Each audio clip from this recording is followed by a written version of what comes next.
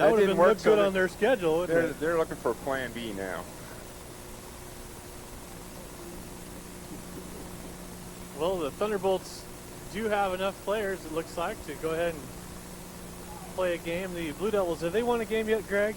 No, yeah, they have one game, and that was against the Chiefs before they folded. And the Chiefs folded. They didn't just forfeit a game against Portland? No, that was the first game of the year. Okay. And the Thunderbolts are in a tie for first place in the Western Football Conference, Pacific Football League. 3-0, second strongest offense, and believe me, we don't have the same offense yet as we did last year, and still we're second in the league in points. Gary Clemens lets the ball bounce in the end zone, and he's not going to run it out. And we are underway here at French Field in Kent, Washington.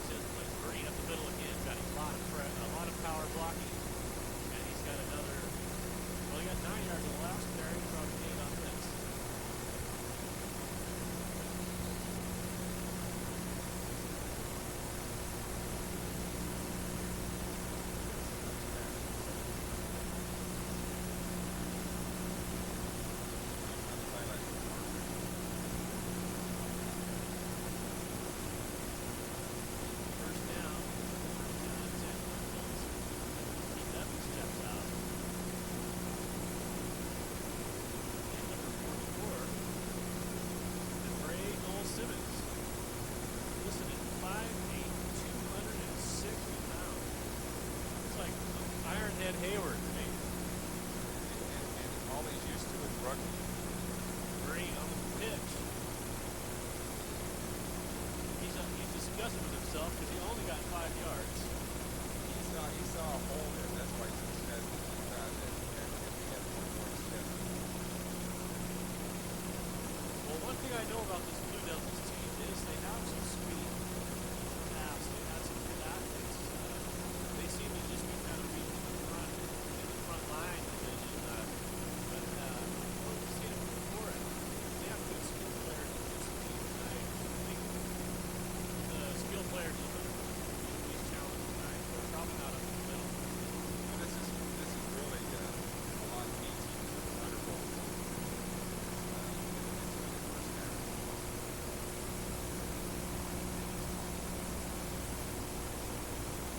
A lot of fine blocking there. That whole offensive line got loose and went out and made a forest of trees for the Blue Devils to try and weed through to find Marine, and Marine picks up yardage past midfield. And he must have about 30 yards already.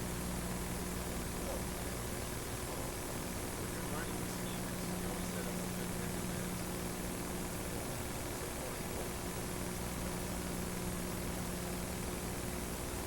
Is it just me or is the clock not working? Man, good putting it up. Andre Harris is there. It's going to be a touchdown. Well, So much for the speech about the defensive speed of the Blue Devils. They get burned deep, and that safety gets caught not deep enough because Harris has already passed the safety and in the end zone with the ball. A nice pass by Lance. He was releasing the ball. Harris was right between the defenders. This is it enough. He can get the afterward. Got a three-step front. Safeties and well in the step.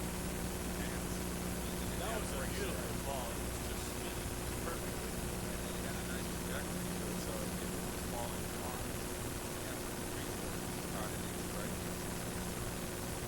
Okay, the questionable extra point team is down, and Jeff Whiskey through. The main question on that, of course, is the snap. Well, the snap to get back to number 11, Bill Bergeron, and Jeff Whitlam. They put him down, and Jeff Whitlam kicked it through.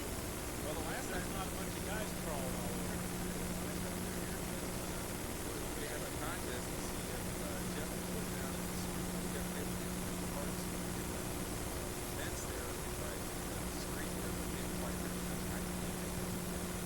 I remember that. High and deep. Fielded by number 36. That's Antonio Duncan, a wide receiver. Flag flying in. And Duncan's back out to about the 28-yard line. Nice coverage. I was watching the rounds as Tbolts went down the field. They did a nice little half circle. Close in on the receiver. So as far as special teams are concerned, they look like they're all on the same page.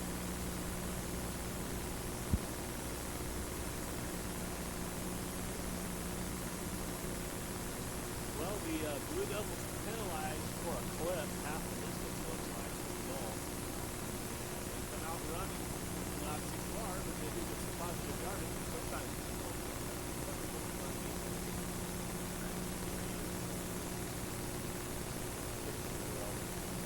Just on that one. Kedron Woodley, number 7, is the quarterback for the Blue Devils. And as far as I know, they are using Willie Dorsey, the former Jaguar, at running back, and he'd be number 24. And we have yet to see him yet. That makes sense. Big run outside. He's in the secondary.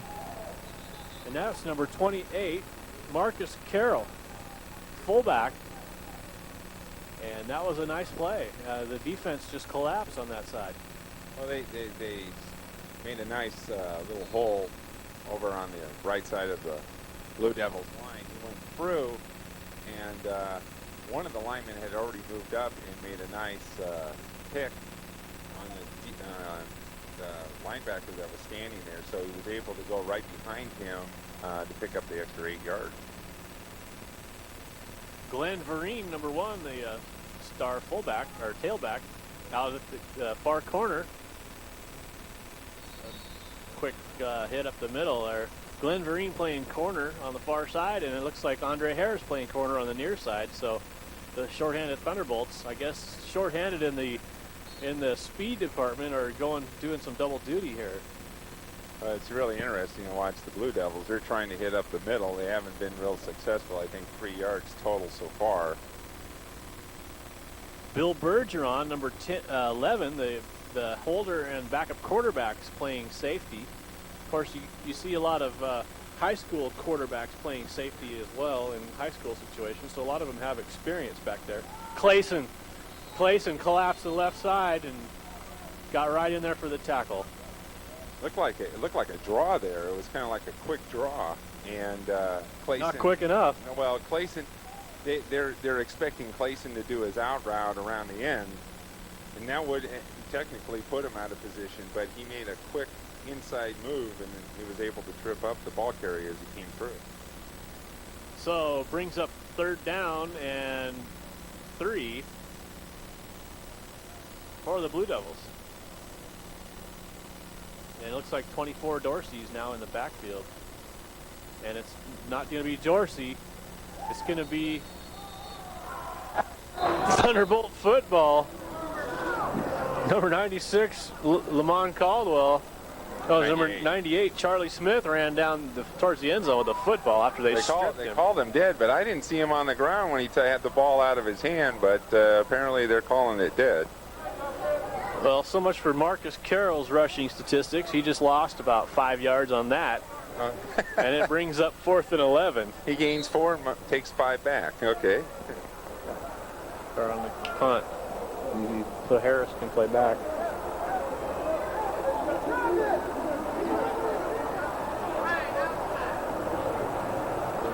Harris trying to get a block. Almost got in there. He shanked it.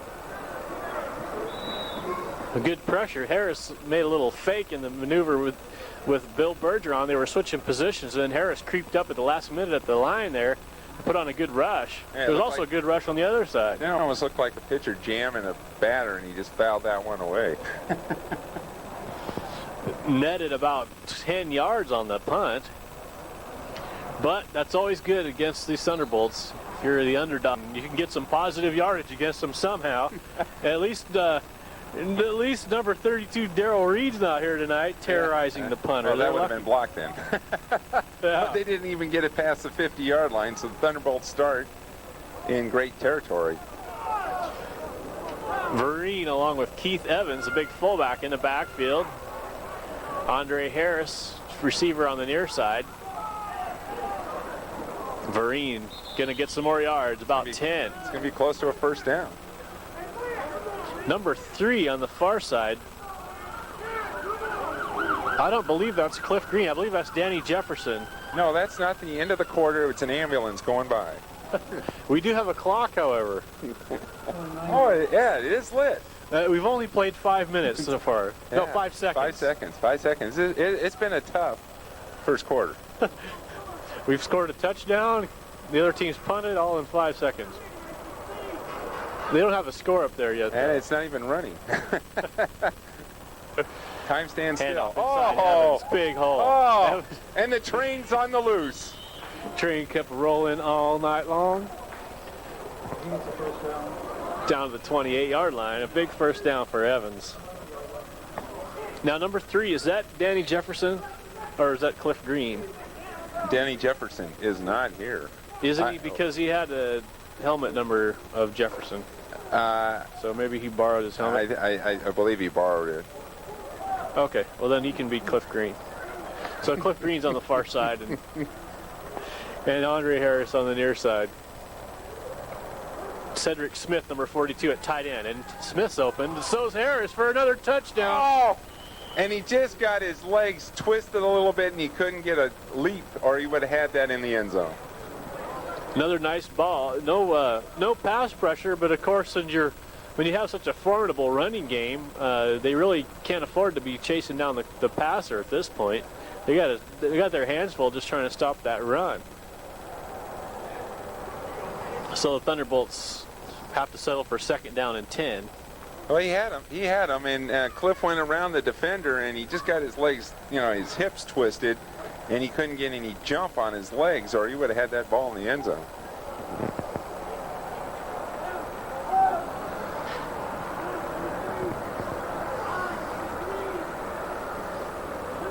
Lampka pitches wide to Vereen. We've got a lead blocker with Keith Evans. Oh my, what a got wall. A big hole. Oh, and he takes.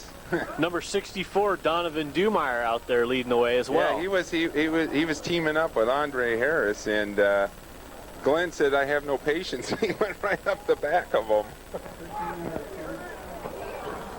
Harris is going to have 100 yards before this quarter's over. I mean, Vereen's going to have 100 yards before this quarter's over.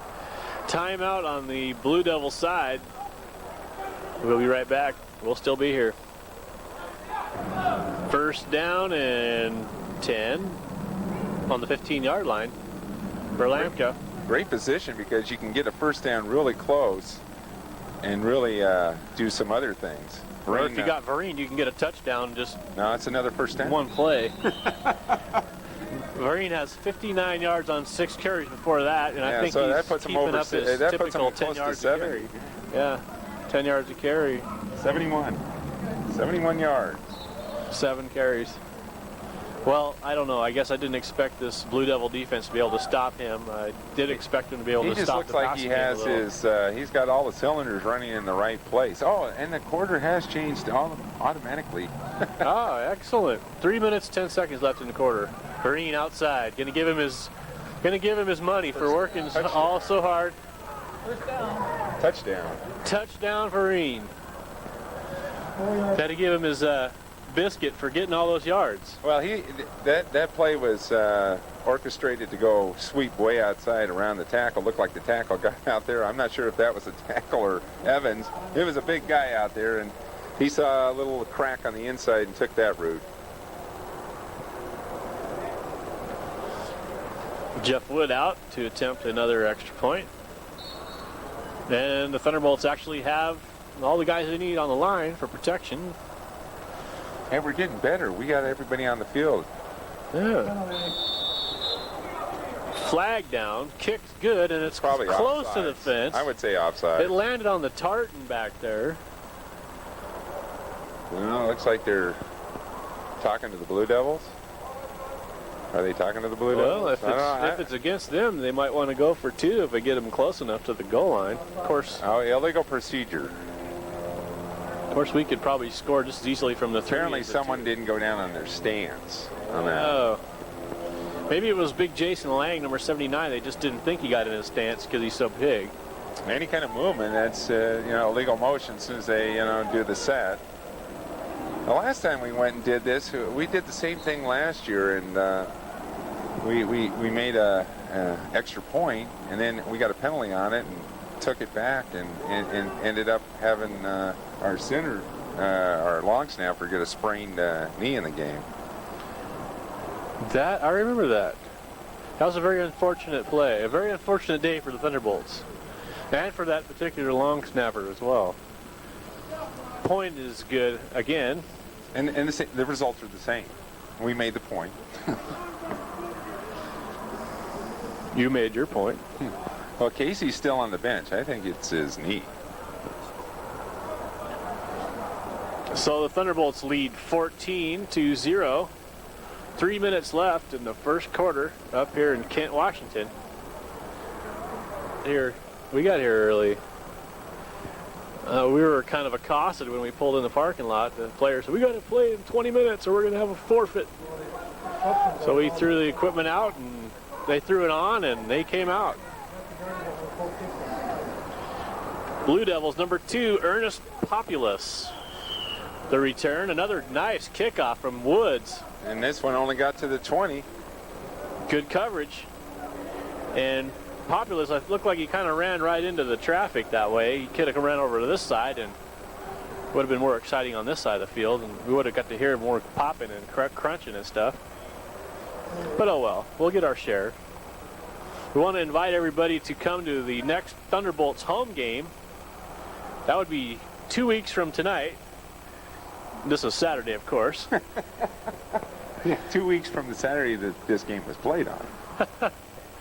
Next week, the Thunderbolts will play in Bellingham.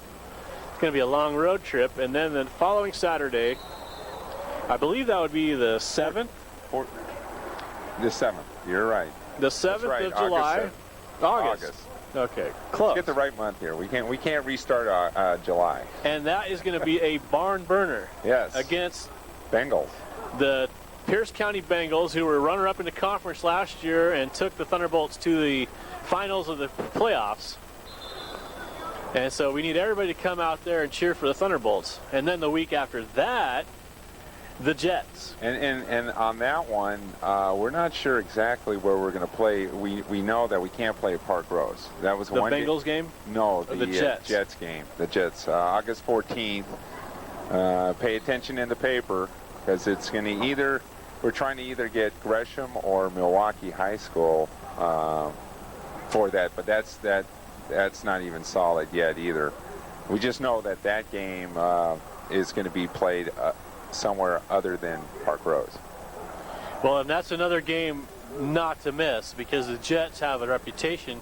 Last year, their owner decided to take a year off, but of course the year before that they beat the Thunderbolts in the playoffs, And I believe the year before that they beat the Thunderbolts in the playoffs. Although the Thunderbolts have won against them in regular season games, the Jets are a definite contender in the conference. Oh yeah, we have 4 teams that are well in this race, and that, you know, Snohomish Vikings. We have the Puget Sound Jets. We have the Are they Puget Sound or Emerald City this year? No, Puget Sound. Oh, okay. And then we have the Pierce County Bengals, and then the Thunderbolts. Those 4 teams, it's up for grabs. Of course, the Snohomish game will be up here in the Seattle area. They play at Edmonds Stadium. That will be the final road game. And then the Thunderbolts have a home finale against the Posse, Vancouver Cavaliers or Posse, whatever they are this week. Cougars, Cavaliers, Posse. Oh, actually, it depends on who you talk to. It's either Cavaliers or Cougars. Oh, is it Cougars? Okay. Yeah. Well, we got Panthers, Cougars, and Jaguars. That's right. All right. A lot Well, of Pussycats. yeah. And then after that, we'll have the playoffs. And fortunately, now none of this is going to interfere with your regular college and pro football viewing, because the season will be winding down just as theirs are starting to wind up. So Yeah. for all of us football junkies, we're getting a nice Thunderbolt fix, and then we're going to get some more football. And then just as you think that you're getting souped up for football, that's when the Northwest Football League playoffs kick in. Hopefully at Park Rose.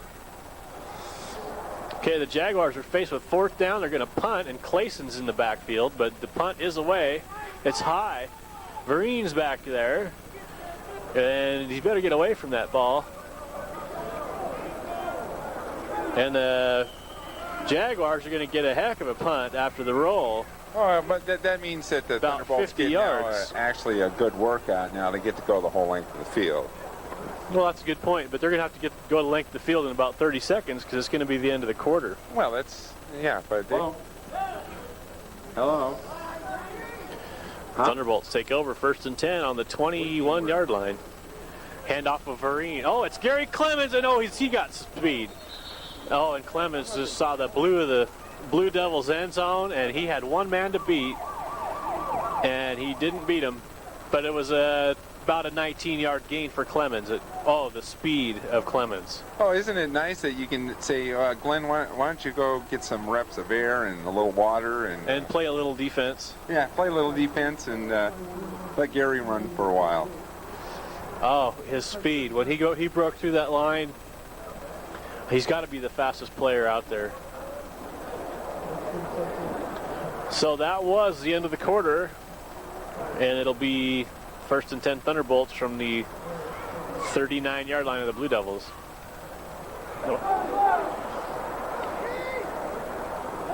Keith Evans in at fullback. Lampka calling the signals. Going to be a run inside to Clemens, and Clemens has another huge hole. What a crack, what a spin. Spin, moves, and speed. And he'll have 13 more yards, and so he must be averaging, well, close to 20 yards a run. Yeah. Oh, right now he needs to adjust his brakes. He's trying to do one of those one-step stops. And I was 4 yards off on Breed has 67.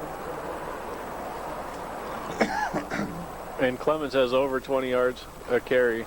2 carries. On 2 carries. 31 or 41? 31. Oh, okay. Only 15 and a half. Yeah. We'll have to talk to him at halftime. Yeah. He's slowing up. And Evans has some nice rushing stats, I'm sure. And it is Evans inside. Oh, what a spin. The train's loose again. He faked the pitch, handed it back to Evans, and Evans was gone with a big convoy of large bodies in front of him, and the size difference between that offensive line and the front of the Blue Devils is that's just too much. Well, there was someone leading, but all of a sudden he was at the head of the pack of this whole thing. He just didn't want to wait. The Thunderbolt running backs are really getting anxious to really let their legs go. We never stayed in pass without passing the last one. We were both up at 40. We said we didn't even pass again. Lampka pitches out to Clemens. Clemens fumbles it, catches it back, finds a crease, turns on the Jets, jukes a man, He's got 5 tacklers trying to get him. No one's going to touch him. What a run! He was 37 years. 37 yards. He's back up to his average now. That makes him, what, about 68 yards on 3 carries and a touchdown. Now, why isn't he starting again? Because we have Vereen. Oh, yeah. That's right. Because we have depth. Well, I don't know what you were saying about this offense, Greg, but this offense can run the ball better, I think, than they did last year. Well, right now, you got to remember we're playing the soft part of the schedule, and you really don't get a taste of it. They did much better against the Jaguars than they did against the Cavaliers when we first started the season. But right now, they know that they want to get the offensive line in sync, and so far, right now, they seem to be hitting on all cylinders. 158 yards rushing for the Thunderbolts, and basically all of that in the first quarter. Yeah, well, it's just 1 quarter plus a minute and a half. Never mind. Woods kicking off again. And Woods looked good in this game. He got a hold of this one. He got a hold of all the kicks and the extra points. Yeah, but this one's against the wind. And he's going to probably get a hold of this ball carrier because this guy's going to get loose. Lights up the crowd of all 20 people on the Blue Devils sideline over there, maybe 30. They've been waiting for a little over a quarter to They really make some noise for 30 guys. That was number 36, Antonio Duncan.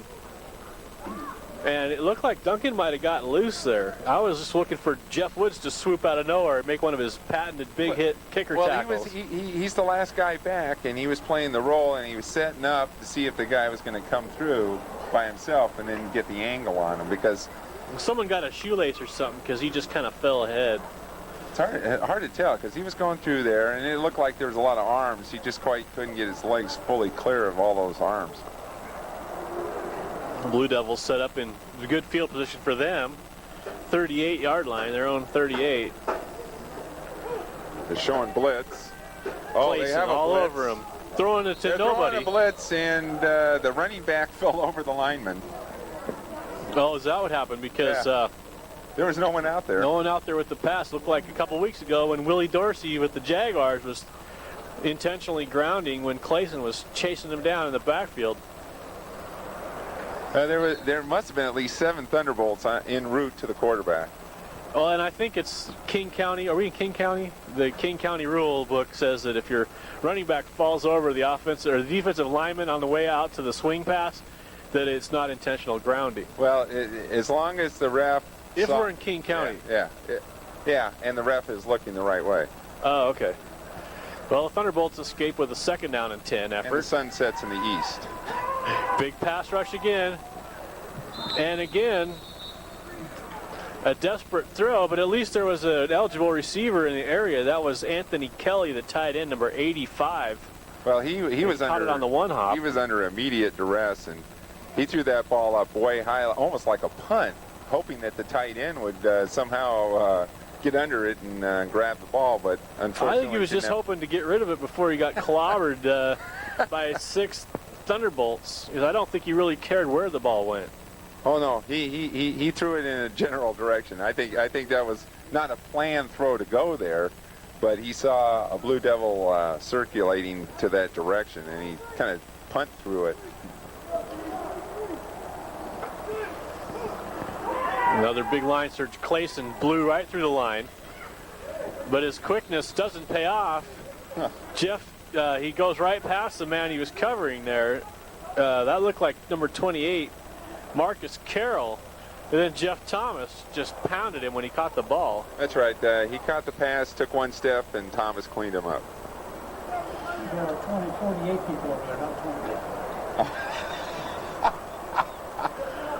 48? 48? Here's the sellout book. 6, 8, 10, 12. Okay. 48 fans on the Blue Devil sideline. That's why they're making so much noise, maybe. You're close enough. Well, someone was Yeah, you're right. 4th down now. At the concessions. 4th down and 7. 11 minutes left in the half. And the Blue Devils gained about 4 yards on that possession, and they're losing the good field position. Lyle LeBert, number 3, is the kicker punter. And so far he's kicked pretty well under duress. He has a big leg. He gets these balls really high. He got a hold of that and one. He's going to get a nice that's gonna put him back roll. a little bit. So we're going clear into the yellow line. What do we figure out the yellow lines were That's for? the free kick area. The free kick area. Well, I guess everybody knows all about soccer now, so we can't make jokes about the yellow lines this year. Not if you...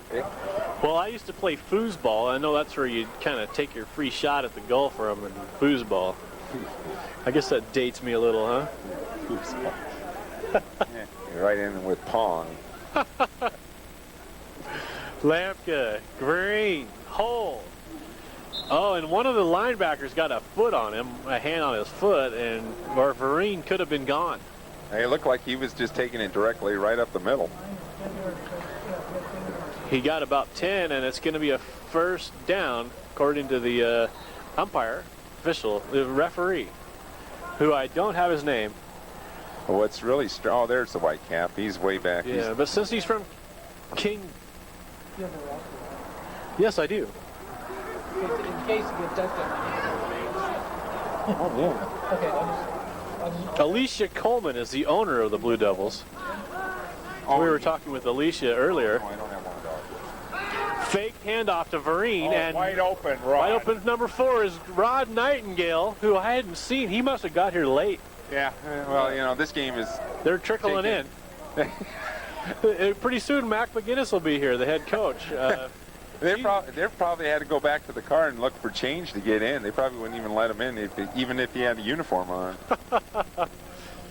I thought maybe he stopped at Spiffy's down there in Chehalis on the way up here, and of course we weren't expecting to be here till 6 o'clock. Of course, Mac probably pulled up and saw the game was going, and we're ahead 21-0. He probably turned around and headed back to Portland. 37. Well, I don't think Mac would be like that. I think he wants to make sure that other side of the 0 side of the scoreboard remains at 0, because Thunderbolts need to keep that Thunderbolt shutout streak going. Vereen picking his David way. Brannon, our defensive coach, is not here today either. He had a personal engagement to be at. Vereen only 10 yards. And so who is running the defense if Mac's not here? It must be Coach Bergstrom, who got here fortunately early. It's autopilot. Autopilot on the defense? They have a little switch on the back of the defensive guys, and they put it on autopilot. Yeah. It's new and innovative. You know, in today's computer world, it's amazing what you can do now. Do they use that in the pros?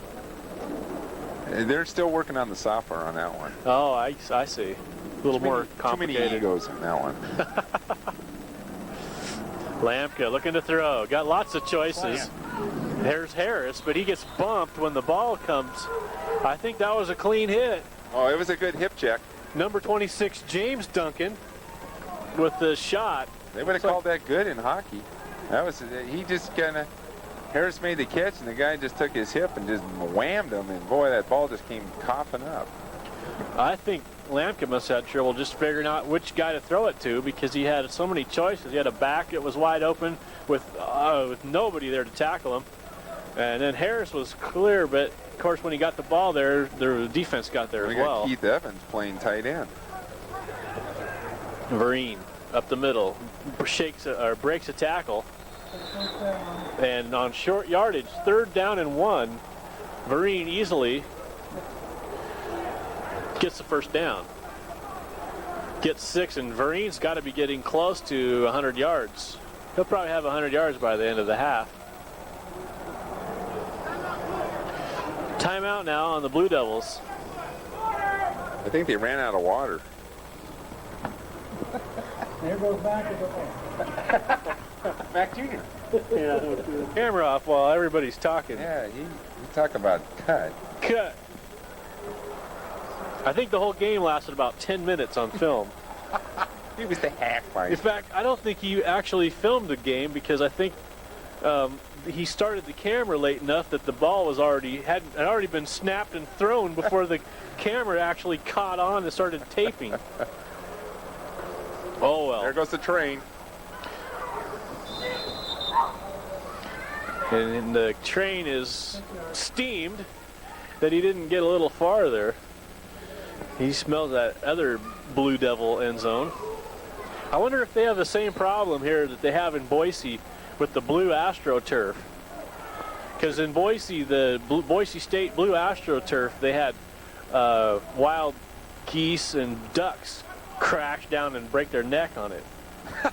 Oh, True story. Because they think it's water. Yeah, true story. And it's right by the Boise River there. Yeah, it kind of looks like a pond. They didn't make them change it. Yeah, we've been finding the pond a lot today. Time to go swimming. That's right. Everybody's down. How come you guys are all sweaty? Here comes 49. 49. There are 49 people now. Second down and 3.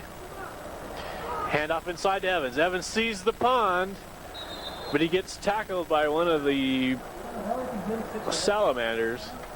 I thought I was going to hear the Jaws music. Dun dun dun dun dun dun.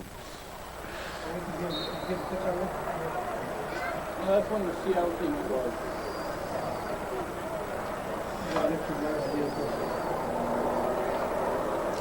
Andre Harris, number 8, checks out.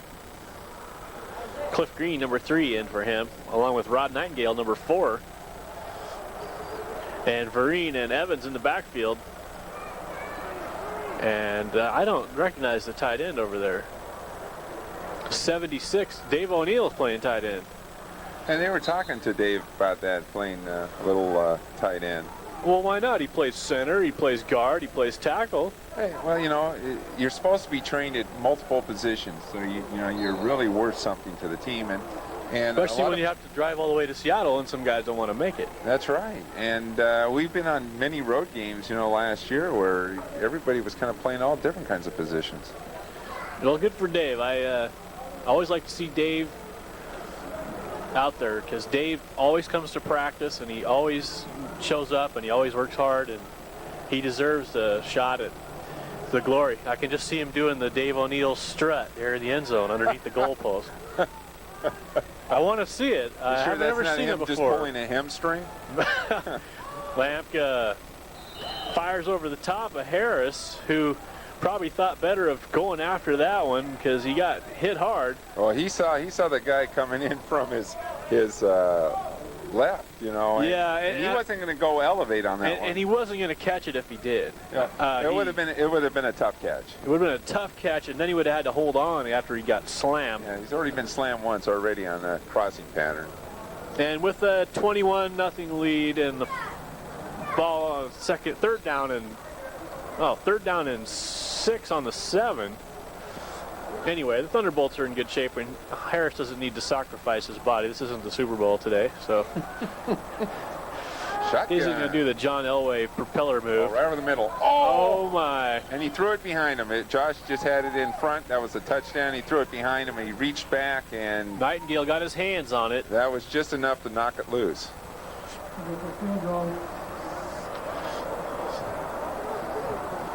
So the Thunderbolts fail to convert or get the first down, and they'll bring in Jeff Wood to work on the kickoff team, work on the field goal PAT team.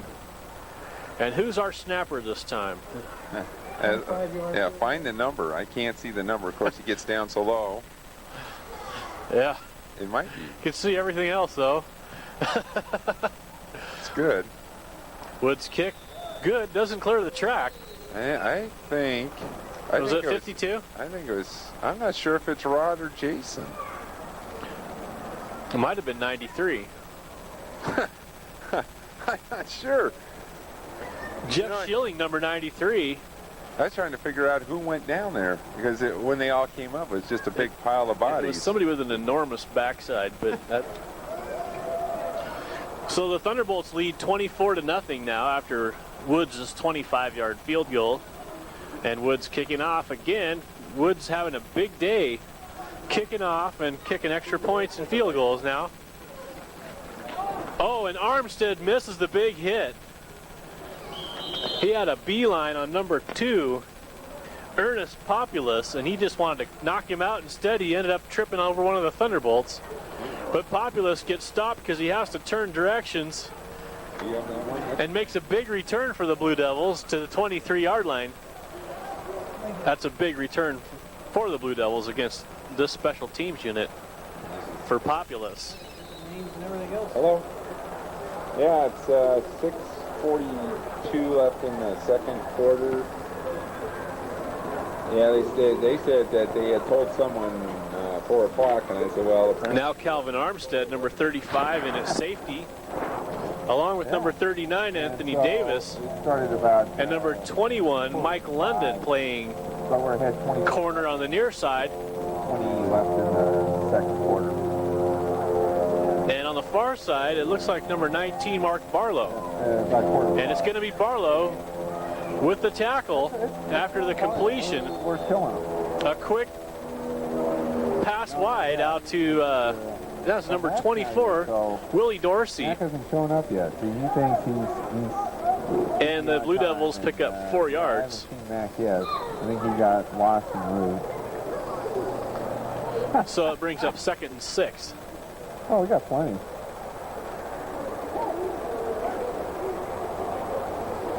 Oh, we didn't say anything.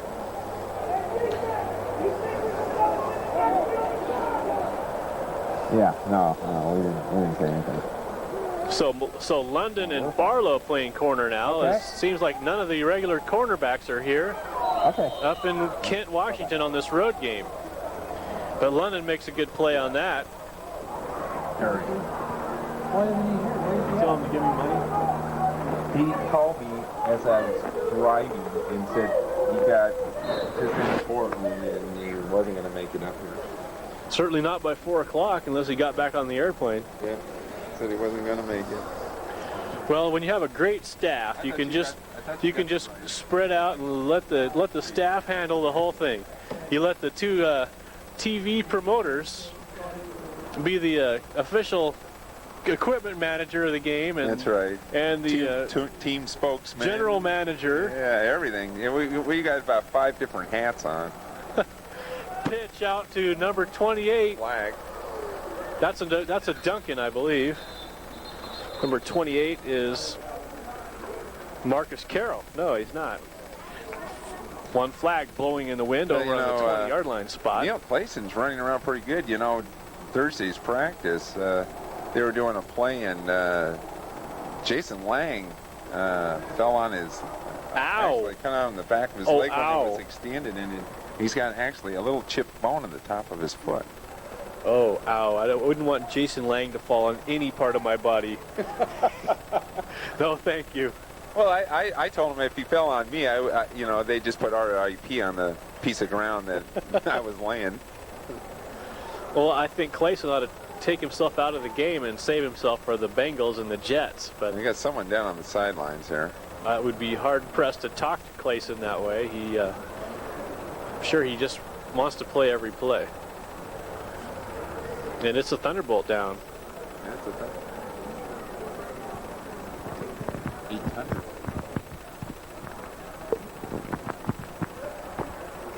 See, Joe Choate, number 51, at the weak side linebacker. yeah, the near side. It's funny not to see Brett Wells out here. That's for Clayson, sure. big pressure. And tossed out to Oh, Willie Dorsey. What a nice tackle by Glenn. Vereen makes a shot, and a flag flops down on the field.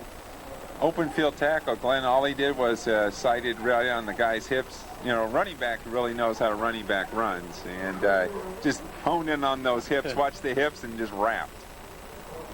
Flag gets waved off, and I think Dorsey picked up about 9 yards. It was 3rd and 11, and so it'll be 4th and short, if the guy with the numbers over here is correct. You never know. You never know what down it is with these guys. Yeah. Looks like about 4th and 5. Okay. Well, as long as number 3's on the field, that's Lyle LeBear, then we know it's going to be an attempted kick. And it would be foolish not to kick. Vereen, number 1, back to return, but so far the Thunderbolts have yet to return one of these punts. They've all floated really high, and he has so much air under him, the ones that have landed in bounds, that Oh, another big in place attempt and for got close. Looks like Vereen's going to get the hold of this one, though. And they're not going to get a hold of Vereen. Vereen's got a crease outside. Armstead with a block.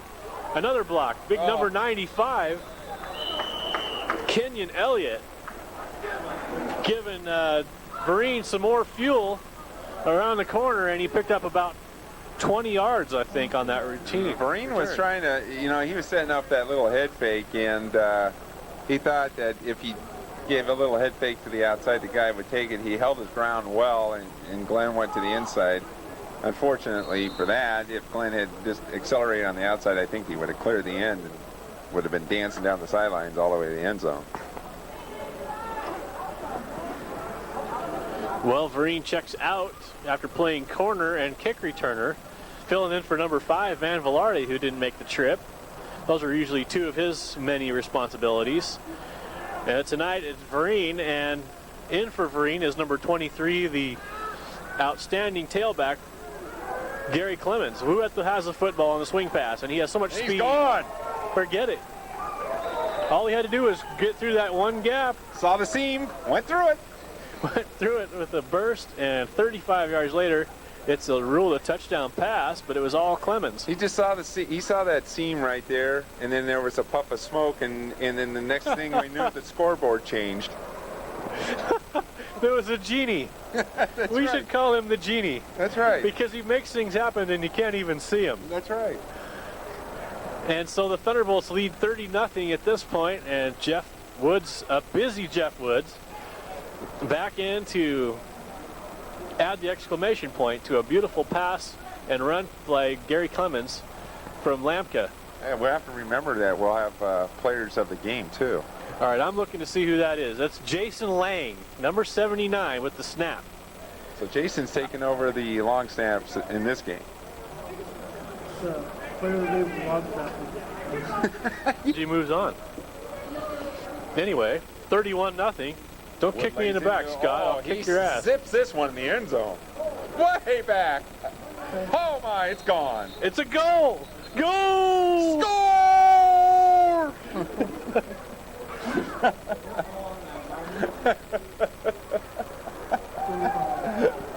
Always wanted to do that. We sit in the stadium. I forget which side's north, south, east, or west anyways. Yeah, well, I think that's north, but where it says Kent down there, I think that's north. that means north in Washington, King County.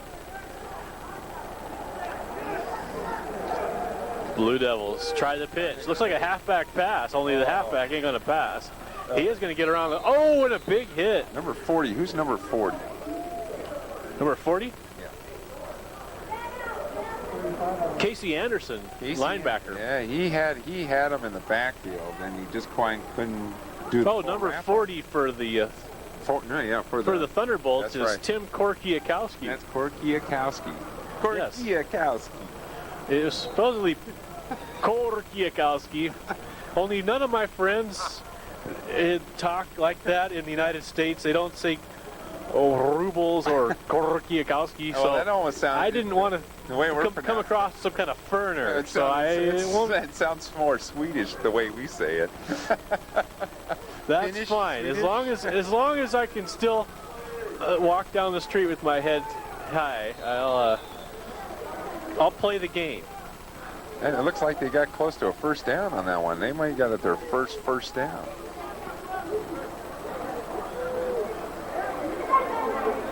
I do believe they might have got their. Is that their first down? That's their first down. They haven't been very fortunate we had in the that penalty one long department run, but tonight. it wasn't a first down. And then they took. It was like 8 yards, but then they took those 2 losses. 2 losses, yes. It is a first down. Thunderbolt defense is wearing down. 3 minutes to go in the. They've been on the field for a long time. First set. Oh, nice little. That looks like another first down. Quick slant, and that's what you got to do with a Korkiakowski Clayson pressure situation. You got to get that ball out of there, and they did. We can't call them the Twin Towers. They're more like the Twin Zippers. Chris Remickle, number 88, the tight end, with the reception. Kedron Woodley, number 7, the quarterback, with a nice throw. Got it out of there. Looking to slant again. Oh, and it's knocked loose.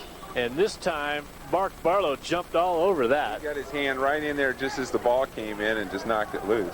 James Duncan, number 26, the intended receiver.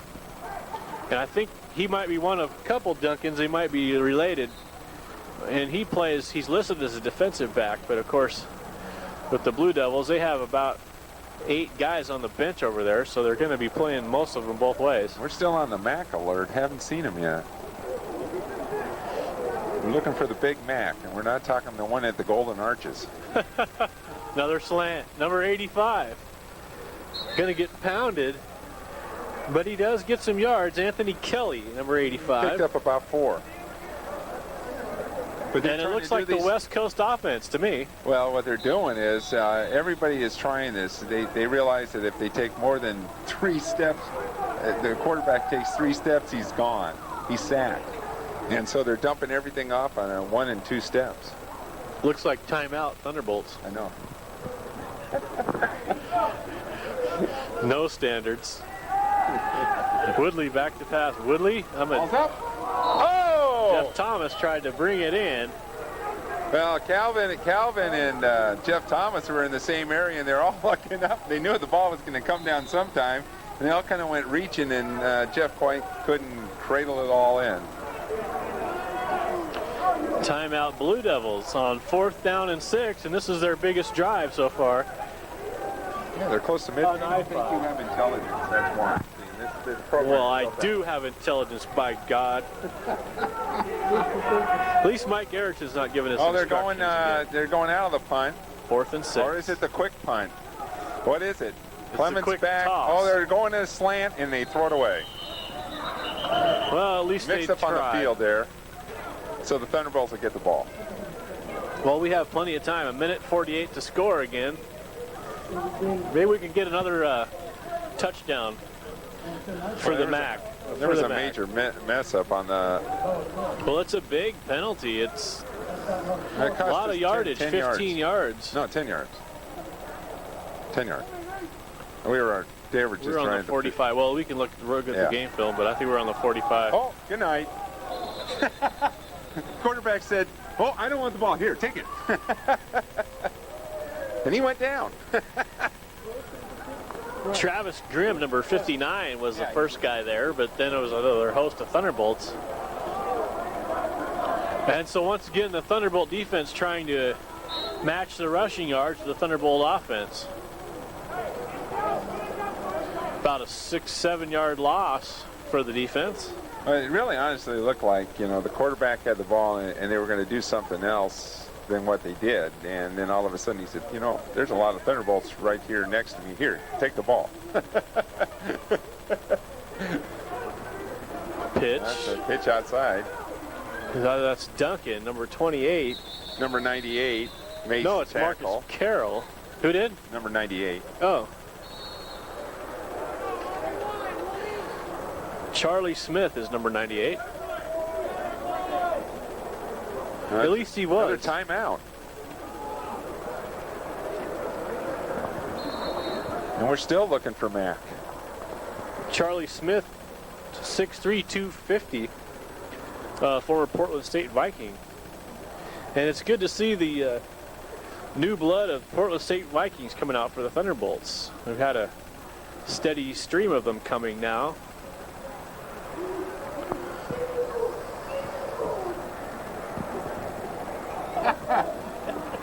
That's the official. Okay, the hopefully 3rd and final timeout of the Blue Devils is now over. Hey, look who walked on the field. I see Lutu.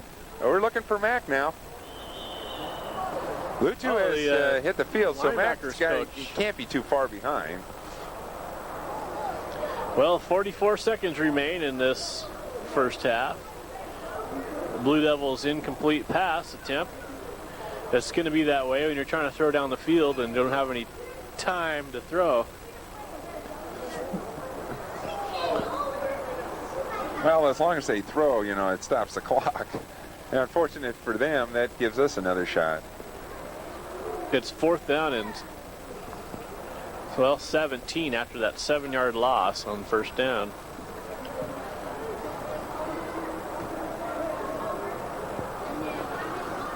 Well, fourth down. Lamarcus They'll go Ford, I've for it. heard that name in around this league before. He's number 9 to the near side. Going up the middle. Nice catch. Oh, it's going to Oh. be. Glenn's got him. Look at Glenn Takedown. Vereen. What a takedown. You know, what's nice to see is Chris excellent- Remical, number 88. That's just excellent football. And the clock should still be running. Yeah, well, the chains have to be set before Oh, it the runs. chains have to be set. Is that King County or college rules? No, that's any rules. Oh, okay. A fumble Ruski. And now the clock continues to run. But Glenn made another outstanding tackle. Did you see that open field That was going amazing. against his direction? And all he saw was the front of the shirt, and he grabbed the jersey. That's all he did. Wasn't trying to do anything fancy with it. That was the second attempt by the Blue Devils to spike the football. The first attempt resulted in a fumble. Well, that So they one had to out- line up again and burn another 15 seconds off just to try and Well, it looked spike like it. he spiked the center.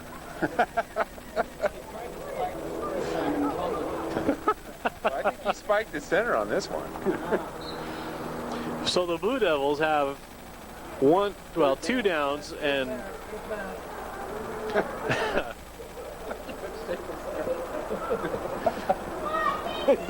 we'd like to welcome Coach McGinnis to the game.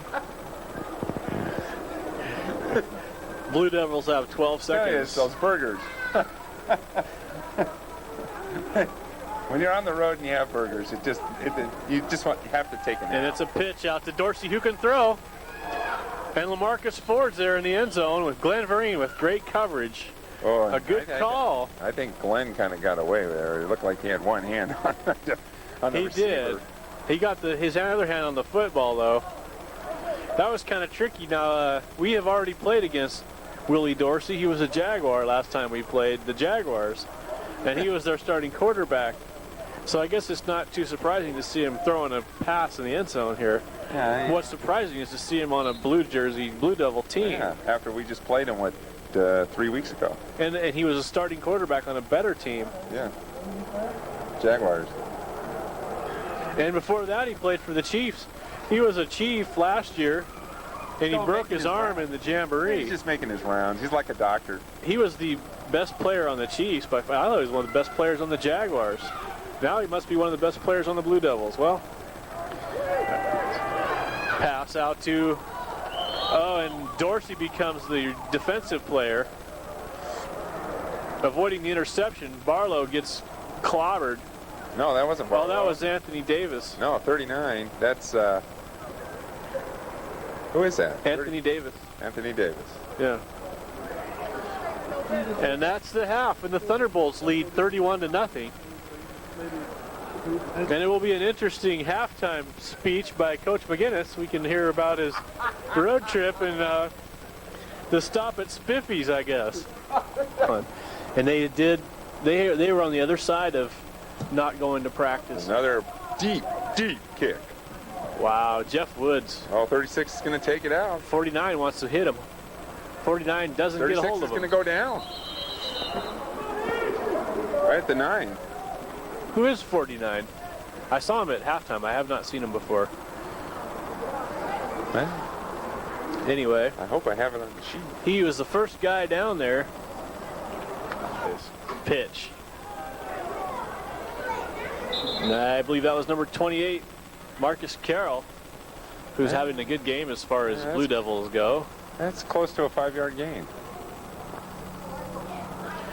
Anthony Davis comes up limping, number 39. Now that's the problem with turf is, you get your foot flat on the surface and anybody hits it, your foot doesn't go anywhere. Number 2, Thomas Tillery checks in, and he looks like he's about half the size of Davis, which is maybe not good. 2 is a little guy. He's going to play corner now, and London's going to move to safety.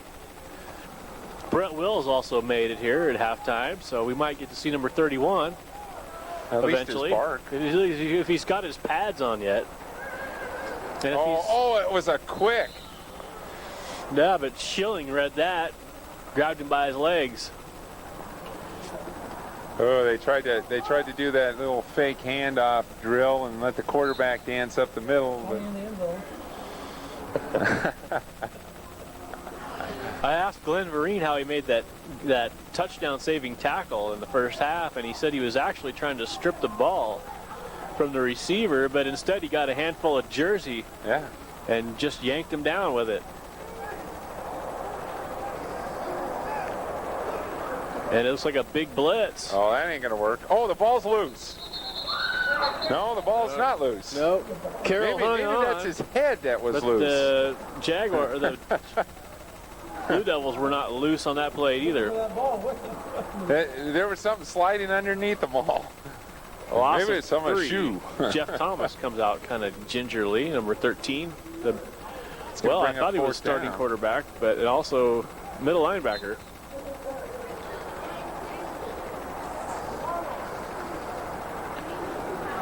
And number 51, Joe Choate, steps over to middle. Along with Cor Kiyakowski, number 40, and number 59, Travis Grimm are the linebackers. Your defensive line for the Thunderbolts, number 96, Lamont Caldwell. Schilling, number 93. Punt. Oh, If that wasn't blocked, it didn't go anywhere. I think he got it off the top of his foot.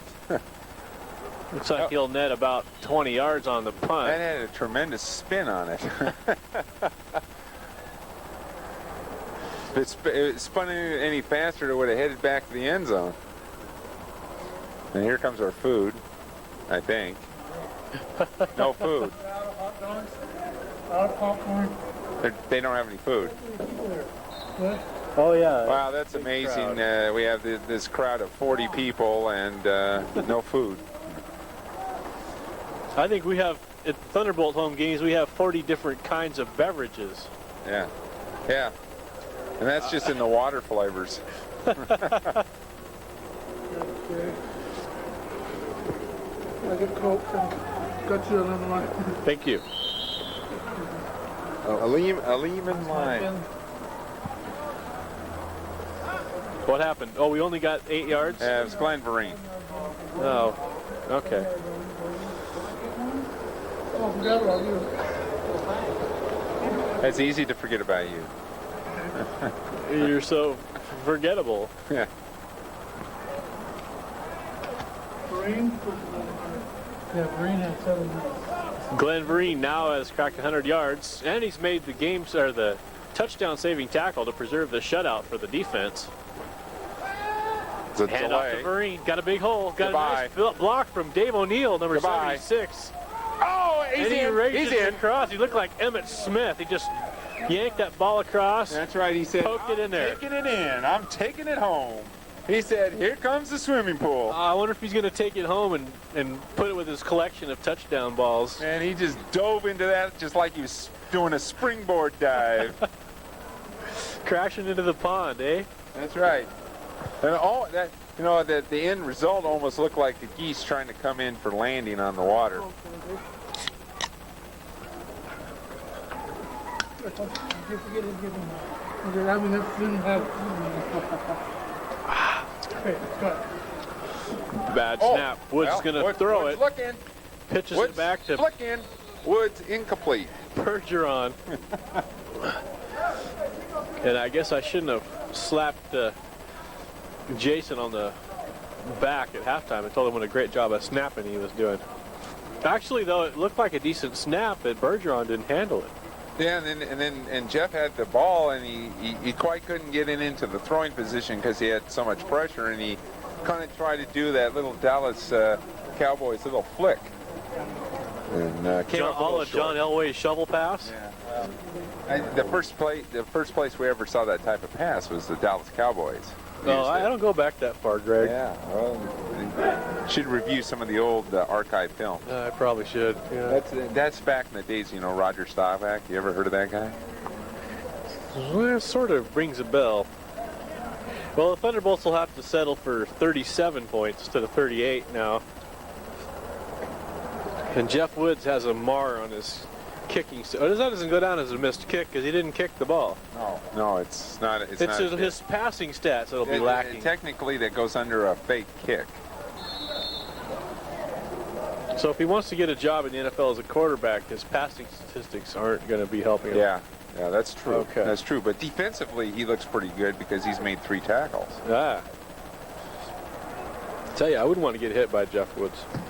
Another long kick. Neither does that football. Drives him back in the end zone. Another good coverage. Good blocking, though. They finally got a little wedge for him to get him out to the 15. I keep forgetting that guy's name. It's Antonio Duncan, one of the Duncans. Him and his brother, or assumed brother, James. There's also a James Duncan, number 26, and then Antonio's number 36. Yeah, someone They both did play make defensive skill position. Yeah, well, they kind of told me that it's kind of like a family affair here on the Blue Devils. So I think there's a lot of brother duos out here. Oh, brother. Oh, we got an injury. First and 10, 18. Brett Wells is in, number 31. Well, that one didn't go anywhere. What was that? Well, I can't tell you. Was that another Is that yeah? down the ball play, Yeah, fumble the it's- ball? Well, I don't know if that was a fumble or if it's trying to catch you off guard again. And yeah, he tried to do one of those little quick sneaks by the quarterback. Well, that's good. That's better than a loss. Actually, a loss of 1, it looks like.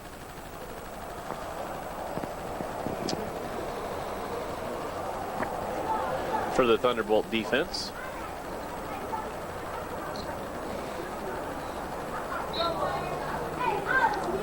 Thunderbolt defense looking at Willie Dorsey again, number 24 in the backfield. Played quarterback for the Jaguars a couple weeks ago. Oh, the ball's loose. Oh, the lineman's got it. Is that Jeff Schilling? Number 77, Rich Moore. Oh, Rich Moore. Rich Moore said thank you for the handoff. It was a kind bounce, to say the And least. he's all the more richer. That's right. It just bounced off the surface and said, hey, look what I found, coach. I'll run the other way. And in comes the offense. The offense going to be tired. Brett Wells. So the Guys here. Brett Wells look is at playing Brett Wells, tight end. tight number end. 31. Oh. Hey, this He's is double called tight end. versatility. Also on the other side, Cedric Smith, number 42, and Keith Evans, number 33. And they're loading up the train. Kind of wonder where this is going. Starts rolling, but it looks like that didn't fool anybody on the defense. And they powered to the strong side. It looked like 36 did a quick sidestep in there and was able to get behind the line. Toro. Hey, like the saying goes, if the train isn't moving strong enough, all you do is just jack some more coal in there and just get that steamer going and do it again. Well, that kind of looks like the play call. This is going to be some kind of fancy fake maneuver down here.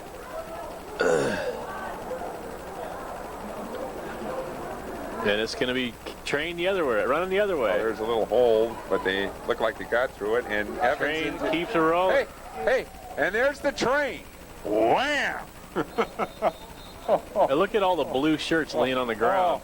And number 53 says, man, that must be in Hollywood. Look at all the stars. 53 is down. That's Brian Busser. And it looks like he was like the busee instead of the busser. I think he feels a buzz right now. Someone answered the phone, man. I think they left it off the hook.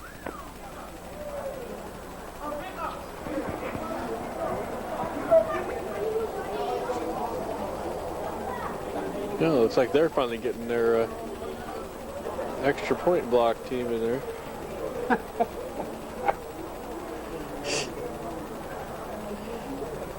Jason Lang still snapping along with us. Okay, where were we? Oh, we're in Renton. Okay, no we're not. We're in Kent. Well, it's a split between the two. Oh, okay. It's called Kent Renton area. I'm watching Jason Oh, Lang look at that. and his. He's going, they're And going for the Bergeron. double. Oh, and Bill says, I don't want it. Well, at least Jeff Wood's got the completion.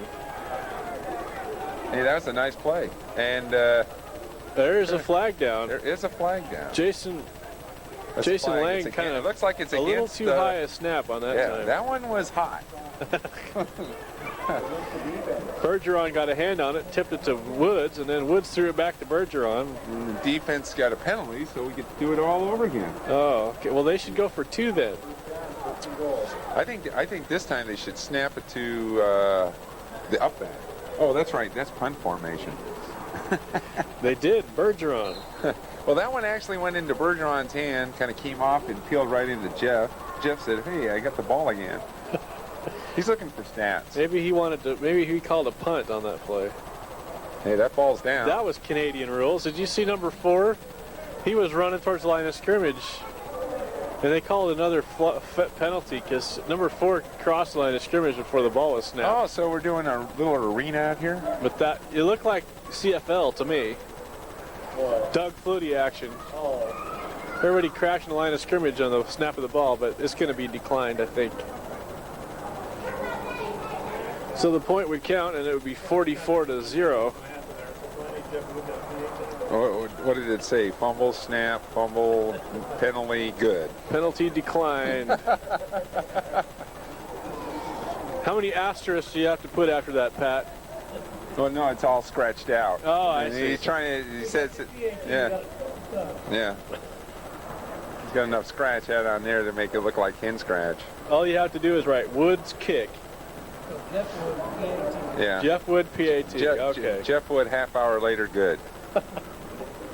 Well, Brian Busser, the injured Blue Devil, looked like he got hurt pretty good. He took him a while to get him off the field there and did a knee or an ankle.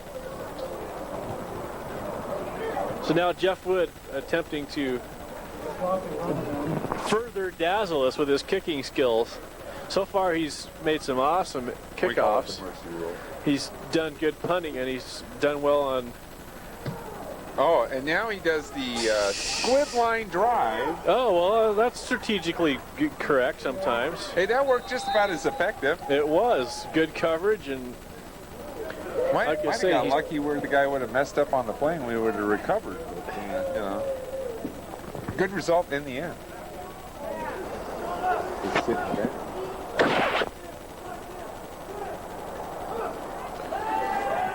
Well, outside. quick slant. Vereen almost there to intercept. Well, the slant was by the receiver, and it was an out by the quarterback. Oh, But see, those two don't work together. Fortunately, well, what was the move by Glenn Vereen then to catch the ball? well, Glenn saw the guy slanting, so he took the step inside. But you know, the guy threw it outside. It's hard to do it. So Full he recovery. was reading the out as well. That's right. He was the nearest receiver. Glenn Vereen, number 1, the running back, and Mark Barlow, wide Brett Wells receiver, is number in. 19, playing Brett- the corners. Right. Brett moves in to. Is he playing linebacker or safety now? He looks like he's playing safety. Along with number 35, Calvin Armstead. Now we have a full change of line drill here. Yep. Well, we have lots of linemen tonight. Lots of D line. If I would have turned up here. Is that the street before we turn on Smith? Yeah. So it just failed to say the last maneuvers. There you go. Third. Fumble. Recovered by the... Fumble-ski. Well, I don't know. And there's a lot of pointing fingers out there. There is, and Schilling laying on top of the And they're quarterback. calling it dead. Yeah, he is. He's pretty sure it's a blue football. Well, just because you see a lot of blue shirts, that doesn't mean anything. Maybe he feels intimidated by all the blue shirts. Well, just because you see about 10 No. white guys pointing towards the end zone, that doesn't mean anything either. But the last guy that came up with the ball was a guy with a blue shirt. So. So the Thunderbolt offense gets to continue to rest. It looks like the quarterback's making a few comments. Not there. for long. 4th down and 15. And we'll probably see number 3. More than 15 on the 17. No, it looks like the offense is staying. Oh, there comes number 3. Lyle LeBear, the place kicker and punter. Yeah, you know, you get a feel for the kickers and punters. You know, they want their time out there too. You know, and sometimes, you know, the coach says, no, I think he'd rather be kicking than punting, though. He hasn't had a chance to kick yet tonight, or has he? He's had one. He's had one kickoff, right? The first, yeah, to start the game. That wasn't half bad. He has a big leg. Some of his punts that go really high. Sometimes they're real short and high. Yeah, the directional is a different. Oh, and that snap wasn't all that great. Oh, and that kick is not all that great. He got it out of there, though. That ball is. And what does Peter mean? Peter? Then they always say Peter. I don't know. When the ball hits the ground and you got an offensive guy near the a return guy near the football, they always start yelling Peter, Peter. And I don't understand that. Yeah. I don't know. It's just a football thing. The only thing I know, Peter. Well, there's a few things I know with Peter in it. Can't they just say, get the blank away from it? It could be Peter, Paul, and Mary. I mean, Peter and Paul. You know, Peter Pumpkin Eater. I don't know. Peter Pan? Yeah, Peter Pan. That's right. Well, I really feel petered out. maybe that's it. Let the ball peter out. Okay. Well, Lampke's still in it. Quarterback we have number a new 18. fullback. Is it Ironhead? 30. No, 30. Oh, and Gary Clemens is gone. He's gone. Clemens. Oh, there's Face a face mask. mask and no flag. Except there for it his is, face finally. mask, he's gone. Maybe a face mask. Theo Hall, number 30. Is that new Theo fullback. Hall? Theo Hall. Yeah. Wasn't he used to be on the Cosby Show? When we got Billy Hoogley, I was thinking. Oh, yeah, we have the claymation.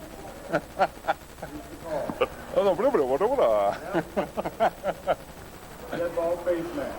And the penalty is against. They can't call it a hard face mask, so all he did was grab him and secure his body with Right. it. He just didn't used the yank. face mask to kind of gather him in. He didn't really pull him down with it. Yeah. So it should be a 5-yarder. It was a very effective 5-yarder face mask, too, because if he didn't get a hold of Clemens was going to be gone. Well, he knew he was going to just about fall off the baking rack there, you know, on the move, and so he grabbed his face mask. So I'm curious to figure out Mr. Clemens' rushing statistics. They got to be around 20 to 25 yards a carry, although he's going to water him down here. They finally got a hold of him.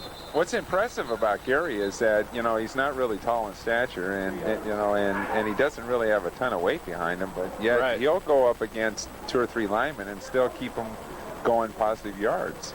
And most running backs of that stature, you don't see that. Well, since he is rather, like you said, short stature, that does give him a leverage advantage.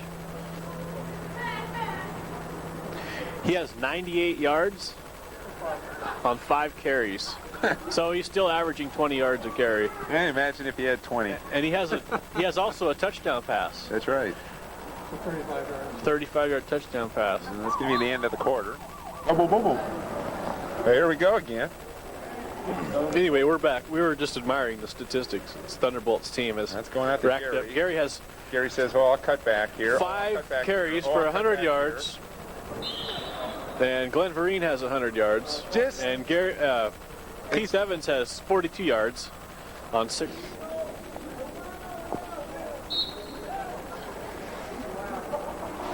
We have 1st and goal now after the Clemens run. A 1st and goal on the 2. And it's going to be Gary Clemens. Bingo. Gets a touchdown, but ruins his rushing statistics. Well, he can only get 3 anyways. Maybe if he runs to the back of the end zone, they'll give him 10 more. That's right. Maybe if he circles out of the end, back out on the field to the 10 and then runs back in, they'll tack on that extra 10. unstoppable, this Thunderbolt rushing game tonight. They haven't needed the passing game. Highest scoring game of And the I guess year. you have to give the credit to the offensive line and the blocking. I mean, and of course the talent running the football, but so I have to rattle off those names, Greg. I know they're in the doghouse, but I need to call off our offensive line who has produced this magnificent running game tonight. Well, we have at center is Rod Wilson. and he played tackle for us last year, but he has played center on other teams before. As opposed to what, flag?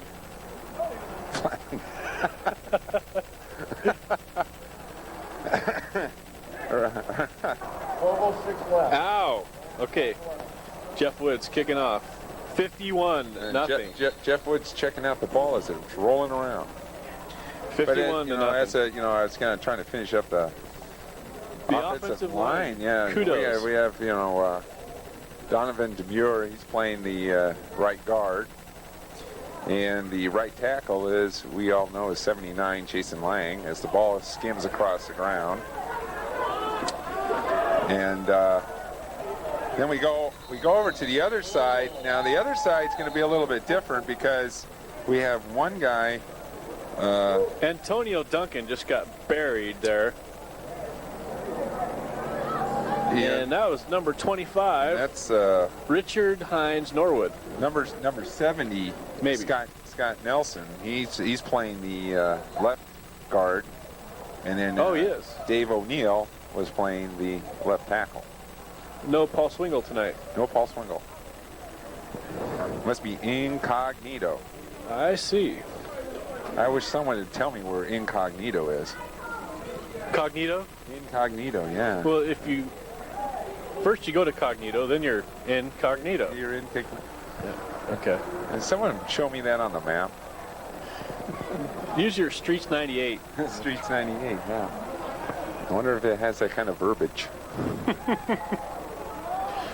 think it's right next to Carmen, San Diego. It could be.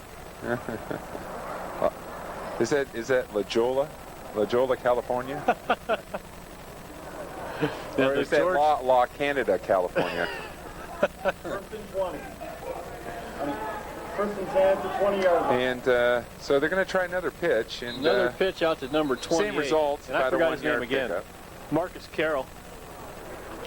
And Marcus doesn't lose yards, so we'll have to give him a slap on the back for that. Well, he usually gives a positive yardage on the first one, takes a couple negatives on the next two. Yeah, that's kind of right. evens it out. I think they need to throw the ball to the tight ends again. That's the only success they've seemed to have tonight. Yeah, they had those little quick flare. Well, I think they were fearing that we were catching on to that. Why? Because it worked. It was the only play that worked. The whole problem is that they're dead ducks too, so if the defense catches on there, that's an easy pickoff. Oh, they're going long. Ooh. That was Nice a good stretch, but about 2 feet too far. move. That was James Duncan, number 26, covered by Mike London.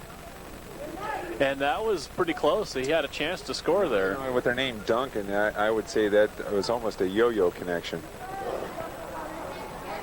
Oh, I was thinking along the lines of Devil's Food Cake, of course. I recorded donuts. Yeah, that's right.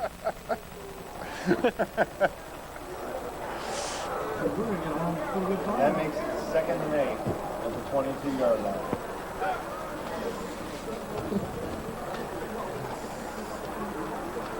Speaking of donut holes, how's it going up there, Scott? Yeah, that's right. Well, Oh, and now they're going to run the quarterback it's out. the holy rollout. Oh! Oh! Well, let's just say he's clean now. Well, Calvin Armstead.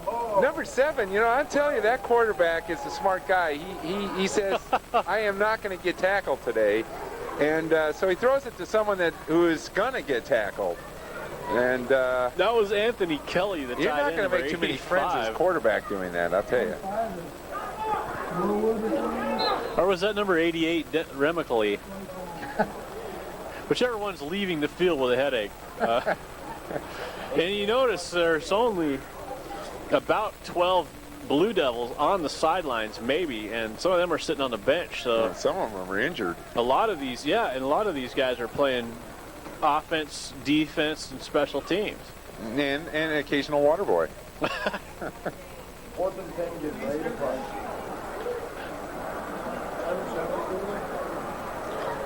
Stay tuned for the post-game interview with Alicia Coleman, And we also have to do the offense-defense player of the game. player of the game. Yes. Stay tuned. Now we have to figure out who we're going to pick. Too many that's names. right. And too many people playing offense and defense. Too many people playing too good. Oh, another shank kick. Oh, it got a kind bounce, and then it finally goes out of bounds. That was a pretty good kick.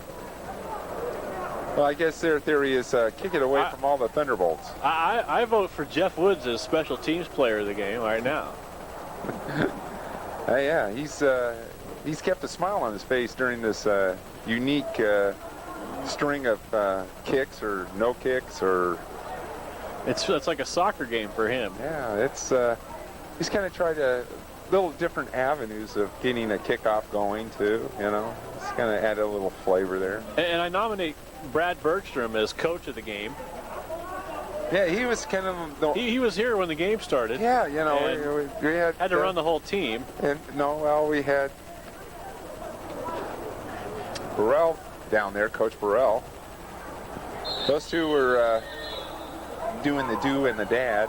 That's what's called do-dad. Keith Evans with a modest 8-yard gain. Oh, they're doing 7. a quick setup, like they need to rush. Oh, the sun is out. First time we've seen that today. Oh, A.K. Rucker was there too. Oh, that's right. Oh, they're going long. Rod Nightingale. Oh, that was a Rod little Nightingale short. trying to play defense. Brett Wills trying to play defense. Rod Nightingale trying to play defense. Rod Nightingale finish off the play. Okay. Well, a completed pass to. That was the longest pass play to a Blue Devil. Yeah, that and you know that one was about 5 yards short of where it should have been, but still not Yes, that it bad was. of that still wasn't that bad of a thrown ball either. Good inside defensive positioning. Nightingale was open, but I think it might have been thrown a little too late to get that far, to get the distance that he needed to get to Nightingale, because then it came up short. A good play, though, on the defense. I forgot who caught it, but he did a nice job. He did a nice job running the ball back on, too. He did? Yeah, had a blue shirt. Okay. Well, we got a good roster from Alicia this year on these guys. We at least know. Last year we got a roster, but none of the numbers matched any of the names. None of the names. Names matched any None of of the the names numbers. matched anybody in the uniforms. Right. Fumblerooski. It looks like they have a new quarterback. It must be Willie Dorsey because I think it's one of those sneak draws. That's where you know Yeah. the center leaves it on the ground and the quarterback picks it up, tries to run with it. very sneaky. Of course, they don't know that this film's going to be broadcast far and wide, and that all the other teams in the Seattle area and also in the Portland area They're are gonna going be waiting for it. They're going to watch this film, and they're going to know that they do the Fumblerooski, they do the Yeah. quarterback sneak ski, Yeah. and all these Yeah, little plays. Yeah. And they shouldn't be showing all these plays. Yeah, they're just handing out their playbook. 4 minutes left in the game. Who's playing middle linebacker? I think it's at 25. Oh, Oh, and right it's, in the flat. and Calvin Armstead tries to tackle the football instead. Number 85, Number 59. Anthony Kelly, gets loose and gets a big pickup for the Blue Devils. Yeah, 59. That's 59? Yeah, 59 is the one that made the tackle. Travis Grimm. The TG. And the Thunderbolts begin to sweat their shutout. They aren't going to want to give up any points to this Actually, team. too bad his middle initial wasn't G and his last initial was F. Then we could go TGF. I know, it's been Thank a long God game. This game's almost over. That's For that right. matter. Stay tuned for our interview with Alicia Coleman, the owner of the Blue Devils, and whoever else we can find. Willie Dorsey at quarterback, who loves to run and throw sometimes. He's under duress, pressure. He's running for his life. Just like he was 3 weeks ago when he was playing quarterback for the Jaguars. And we also like to remind our fans that our next home game will be August 7th. And that's Park Rose High School. Park Rose High School, 6 o'clock. It's on a Saturday.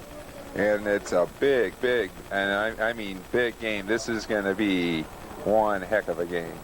You know, I shouldn't say this, Greg, but I'm going to do it anyway.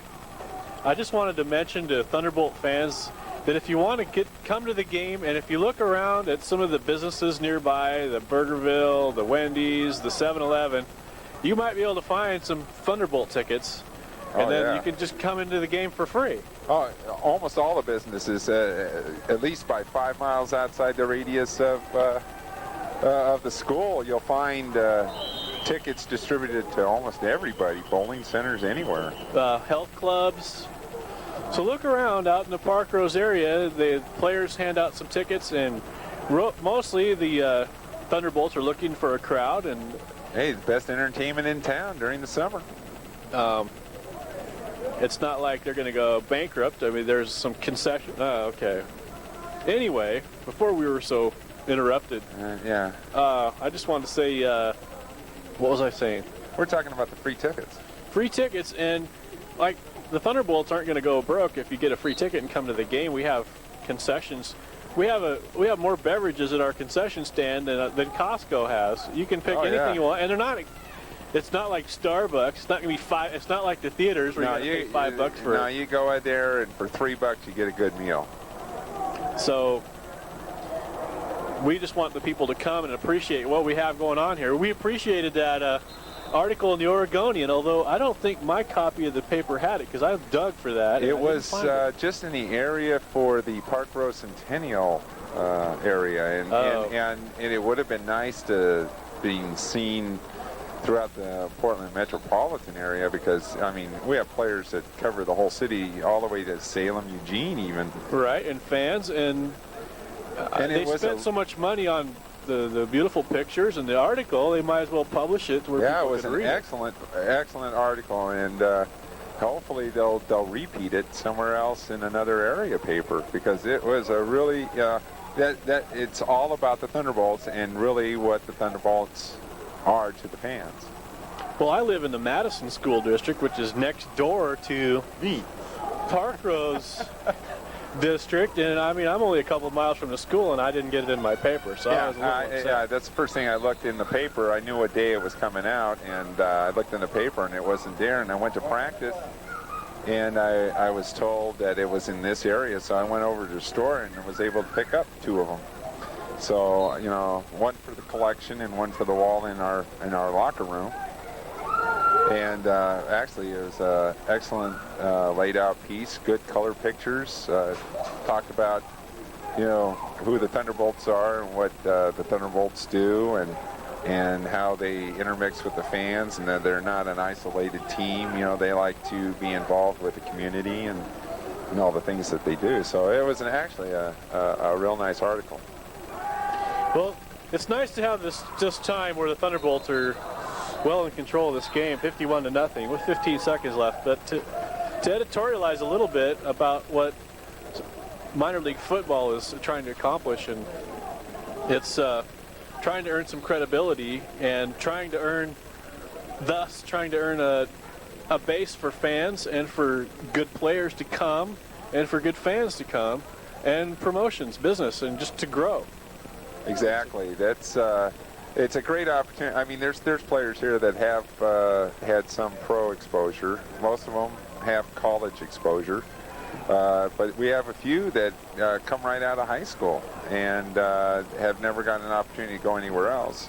And they're hoping that maybe a little being seen here a little bit might give them another opportunity at a college. So you really don't know what's going to happen, but someone might tune in, see Channel 11, and say, hey, that guy looks pretty good.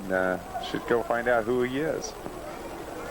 So we will be here once again on Channel 11 next Tuesday, hopefully, with the cable gods are with us. to broadcast the Pierce County game, but hopefully you'll get to see it live. Come down to Park Rose. That will be August 7th. August 7th. Next week we will be showing the Bellingham game. That's right, Bellingham. And that's a long ride. Are they? They're kind of an average team in the conference at this point. Yeah, they're probably an equal to the Jaguars. Jaguar area type team. And they're like they've won one game. They've won one game. Yeah. Against a team like maybe this one, and then lost to the Bengals and the Jets type teams. So still 15 seconds left, and the Blue Devils trying to get some points on. Willie Dorsey running, and he can scramble. Good night. He'd rather scramble than throw, but he throws it, and that's a Duncan. James Duncan. Then the I want to call them the Jaguars all night. The Blue Devils. 2 seconds left since he stepped out of bounds to try and get some points on the board. Who knows? Maybe they'll send their little kicker out here. Probably too long for that. You know what really I don't understand is that did they call timeout? Oh yeah. No, they did. They did. Well, he stepped out of bounds. But he was pushed you got to out. remember the mercy rule. The clock runs. It seems like it runs forever. It runs through while they're wiping the sweat off their brow. Oh well, yes, that's right. We had an injury earlier, and the clock was running. Yeah, and then you get down to this, where it seems like the last 2 minutes last longer than most of the whole game. Well, I guess that mercy rule could kind of skew some of the statistics, because teams in other areas of the country who've never heard of the Thunderbolts or the Northwest Football League will look at just the scores against these teams and see how badly they beat up on these teams and to compare how good they are as a team. And then, so that's one reason last year, especially the Thunderbolts, were piling it on and trying to get big wins over other teams to get national exposure, not to be mean. And I'm sure if given the opportunity, the other team would do the same exact thing. Well, right now, you think about it, if the... Oh, no! And that was a touchdown. It was, and I thought he was over the line, but he wasn't. He was at the 3-yard line when he had the ball, but Brett Wells was coming in from the back set, and I think he would have made it into the end zone, and he dropped the ball. I thought so. I was just questioning whether Dorsey had crossed the line of scrimmage when he threw it, but I don't think he had, and the Thunderbolts dodged a bullet there to get a big play from their own offense, from the Blue Devils offense. So it's 51-0, and it's time to pick the defensive player of the game and the offensive player of the game. Or do you want to think about it? Well, I really, on the offensive player of the game, it's really hard to pick, but I'm not going to pick one name. I'm going to pick 3 names. And there's a lot of people deserving, but I think the running core ran up the field like unstoppable. So I give it 292 yards. And, how many carries? So I give it to Glenn Vereen, Keith Evans, and Gary Clemens on the offensive. And defensive. I don't know. Yeah. The defensive player of the game. What comes to mind is Glenn Vereen saving tackle that saved the only touchdown possibility of the first half. And I have to hand it to him also for playing offense and defense. But the defense, kind of an unsung effort, shuffled in and out. Right. Offensive players playing, special teams players playing defense, Jeff Thomas playing defense, and they got it done. The Blue Devils just didn't go anywhere with the football. That's true. That's true. And it was just a one-sided game. And even though there at the very end, the Blue Devils were trying to do anything to get a single point into this game here, and actually did a pretty good job there, other than the drop at the 3-yard line. Okay, well, we'll see who we can rustle up to interview at the end. And besides, we'd like to interview Alicia Coleman, the owner of the Blue Devils, and maybe give you a little insight about owning a semi-pro football team and being responsible for it, paying for it. And also being a female owner. Right. Okay. I'll just turn it off myself. This is Alicia Coleman. She's the owner of the Bluedevils, and we got to talk to her for just a minute on what it's like to be an owner. And I guess I just ask you a couple questions. First of all, how'd you get interested in football? I knew someone who was part of a team about 5 years ago, and the owner of the team didn't have the time or the money to run the team, and I figured I could do better than he did. He could, and decided to start my own team. So you bought the Bluedevils, or you No. created the Bluedevils? Started it from scratch. So you had to arrange for a stadium, and you had to arrange for players, coaches. How did you go about all that? Well, I had a little help in the beginning as far as coaches, and I was able to talk one of the coaches from the Jets. He coached for the Puget Sound Jets a few years ago, and I talked him into coming and coaching for me, and he's been with me for, this is our second year together, and he'll be here for a while. And how do you recruit players up here when there's 6, 7, 8? How many teams are there? 8 teams up here? There are, let's see, there's 9 total in the league, and that's 1, 2, 3, 4. So we've got about 5 teams within 30 minutes of each other. Yeah, so we're all in this area. Unfortunately, I have to depend on other people to do my recruiting, which I don't like to do. But men don't take women talking about football seriously, so I can't recruit on my own. But usually it's word of mouth. You know, sometimes they go to the local gyms and they recruit the people at the gyms working out. Yeah. Okay. It must take a lot of your time. I know the Thunderbolts owner doesn't have any time, and he's hired somebody to take care of a lot of the administrative work. But it must take a lot of your time to run the entire football team. It seems like you're pretty hands-on. Yeah, I am. Most of the owners are owners slash coaches, and so they have other people to actually run the team. But I've kind of got to do a little bit of everything, and it's time consuming. But this is my 4th year at it, and I kind of like it. So. Do you have some projections for the future? Did you have a goal set up for the Bluedevils for the league for the league also? I mean, as a group. Not really. It's just we come here, we play, we go home. That's pretty much it.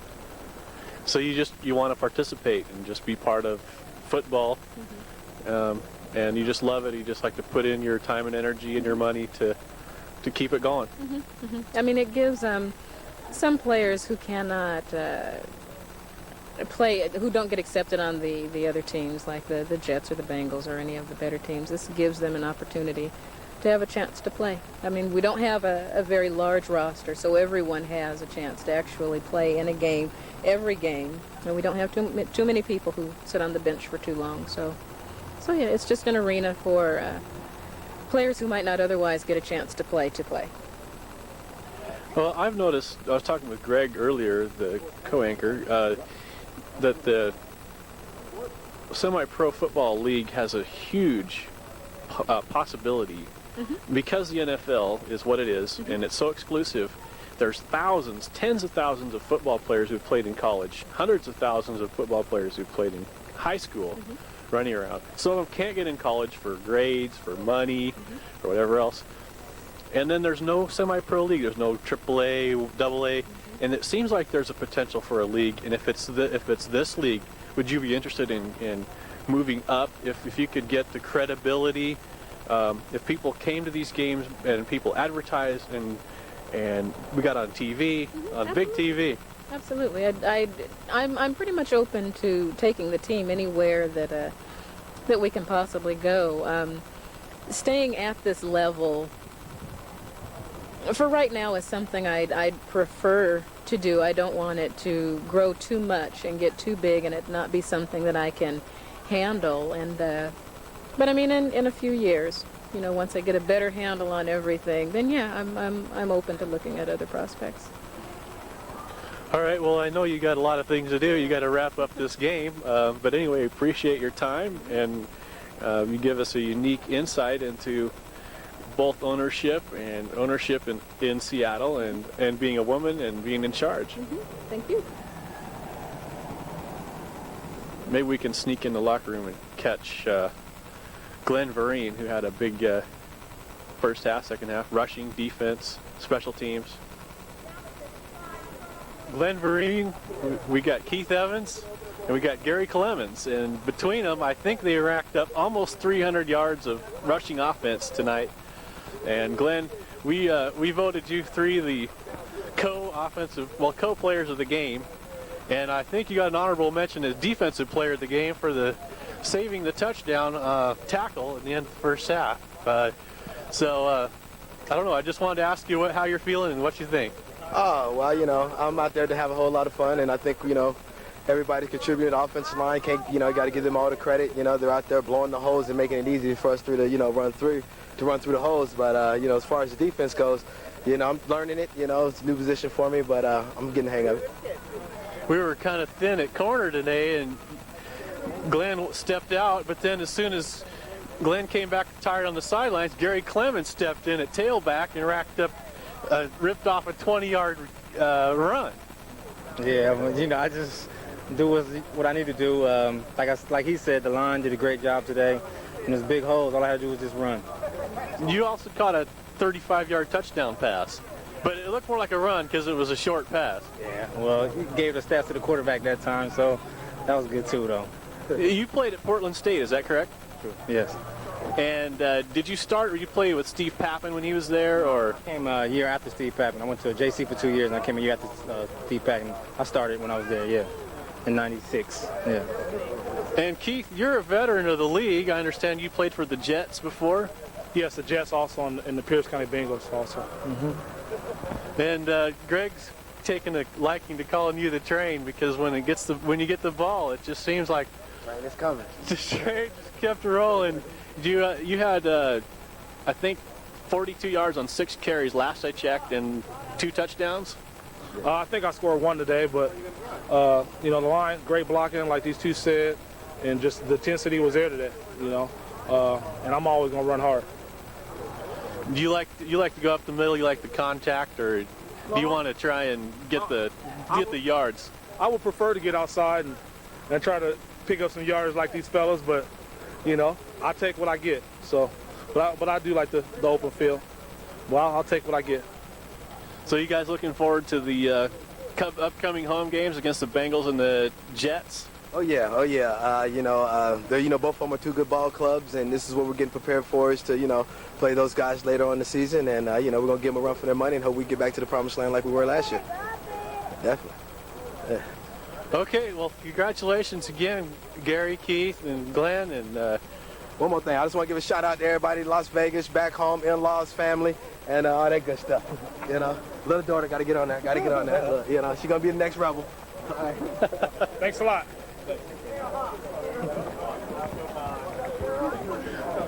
Chance to talk to Theo Hall. He's a newer Thunderbolt player. Heard about the Thunderbolts. How'd you hear about Thunderbolts, Theo? Well, actually, through Portland State. I played with them off and on. I played with Seattle Jets, and then I also live up here. So I travel to go to practice like Tuesdays and Thursdays. So I travel from here to go down there to play because a lot of my friends are dedicated players down there at the Thunderbolts.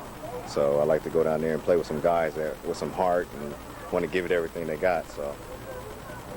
Yeah, Portland State has had a history of stocking the team with players in the past, and then for a while there weren't any more. But it's good to see Gary Clemens and you say Lamont Caldwell. Lamont Caldwell, yeah, he's a big defensive lineman for us, and also Rod Nightingale, he's a receiver for us. So we're kind of coming back in waves, but it's going to take some time, So what's your role now on the team? My role is fullback, put anybody on their back, and then if I get the ball, I get the ball, and then kickoff team. So that's basically my role on the team. Did you finish college? Yes, I did. I got a 4-year degree at Portland State University. Yeah. And so do you have any future football plans, or are you just going to kind of see how it goes? Actually, I'm a sports agent and entertainment agent. So this is just good for me to keep in shape, meet with some of the guys and stuff like that. So I run a sports agent business out of Seattle, Washington. So it's a great thing for me. Got here with the guys. Okay. All right. Neil Clayson. There's the deal right here. Well, I got so tired of calling Neil the defensive player of the game that I just didn't mention you today, because you're just having an average day, terrorizing the entire offense.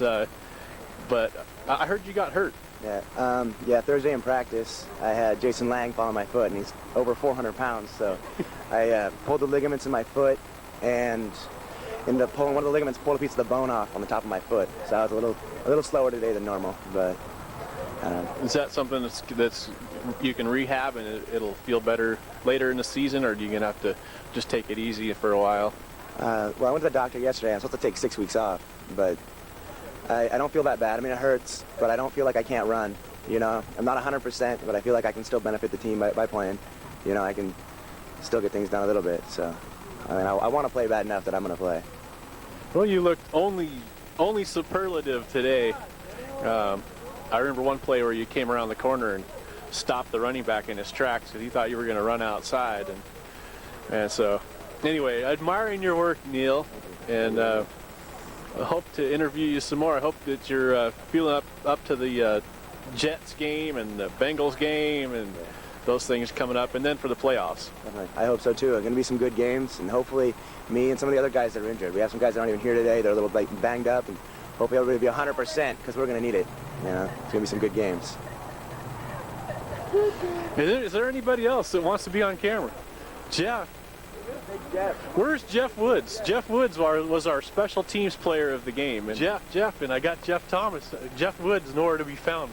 Jeff Thomas, you've played a lot of football in this league. You've played a lot of quarterback in this league, and Greg and I were kind of lobbying for you to be the quarterback in the second half today in case something happens to Josh, maybe in the Bengals game or the Jets game, and I'm sure you're ready to play then, but how's this all sitting with you? I'm doing what I can right now to help the team win. Luckily, these guys, they didn't put up too much of a challenge for us, so I didn't mind playing linebacker. It's a lot of fun, brings back a lot of memories, But I would like to eventually take over. I know I will, but I would like to do it sooner than later, so I can get the time in with the receivers and everything.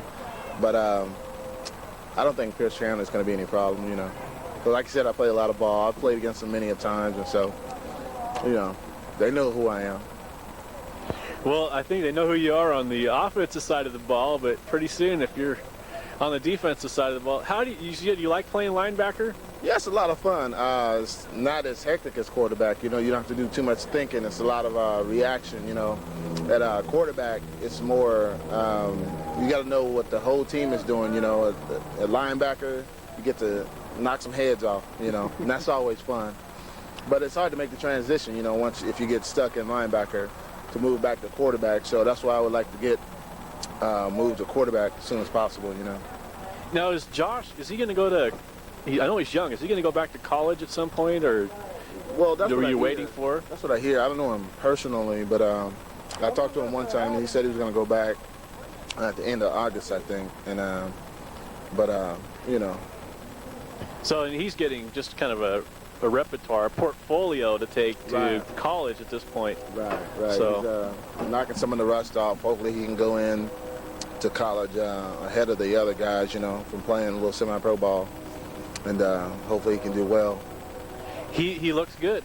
But I've seen you play, and I'm looking forward to seeing some more of Jeff Thomas at quarterback. I appreciate that, and I'm looking forward to get out there so I can, average about a few points a game, I have to say I was more impressed when you were playing against the Thunderbolts, because some of the plays you made, scrambling, running for your life, and then some completions to key receivers that made key plays. I learned a whole new admiration for your quarterbacking skills as you were playing for some of the other teams around the league. Thank you. Yeah, it was a lot of fun playing against the Thunderbolts when I was with the Vancouver Posse, and it's just, you had all my friends on the other team, and it brought out, some skills I didn't think I had left in me, but it was a lot of fun. So then you decided to come back to the Thunderbolts. Oh yeah. I think I'm gonna be a Thunderbolt until I die. You know, it's like you can't go to any other semi-pro team. I mean, you can, but it's not the same. You know. Plus, it's all PSU players, guys I got a history with, and you can't replace that. You know. Plus, it's good people over here. You know. So. All right, Jeff. We'll be looking forward to seeing you next week in Bellingham. Nice talking to you. Peace out there. Where's Jeff Woods?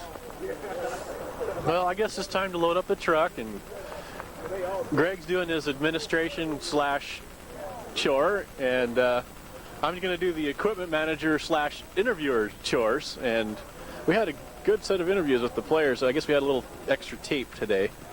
Well, the game went quick. Too quick. Oh, by the way, the game starts in 15 minutes. That's right. We kind of were shocked that, you know, we were a little, I wouldn't say late. I'd say we were early, but needless to say, it was accommodated and everybody got in place, and the game went off real good. There was just a little miscommunication. But other than that, game went real well for the Thunderbolts. They ended up with an excellent rushing game, something that we've been really looking forward to seeing this year. Offensive line came together, made some tremendous holes. Running backs did what they do best. We had